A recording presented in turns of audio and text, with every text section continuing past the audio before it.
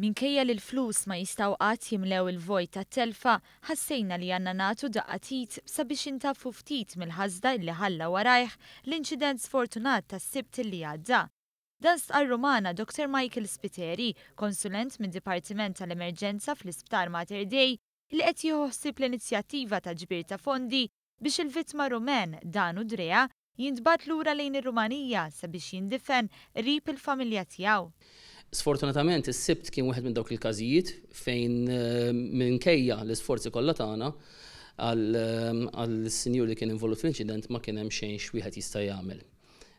Bħalma tajna lajnuna lis-sinjura b'mod fiżiku, iddeċidejna bħala dipartiment li anke għalkemm lil den ma stajniex ngħinuh, xorta ngħinuh b'mod ieħor u ngħinu l-familja tiegħu billi noħolqu dan il-fond ħalli aħna kemm jista' jkun intaffu ftit mill-dbatija li ħatgħaddi minnha din il-familja. Kien propju 5 snin ilu li Dan Udrea ġie Malta. One News iltaqa' ma' ħabib qrib tiegħu illi ddeskriva lill-vittma bħala persuna b'qalb tad-debb u onest. I know Dan from more than 5 years. He was a great guy, willing to help. Also he helped me once. He was always smiling and I know he was a good father. He was the father of a 6-month-old boy and a 3-year-old boy, which unfortunately now they are alone. Miħaj fissrilna kif sar jaf bl-inċident sfortunat li seħħ fl-Imrieħel wara li waqgħet siġra fuq il-karozza li kien qed isuq Udrea.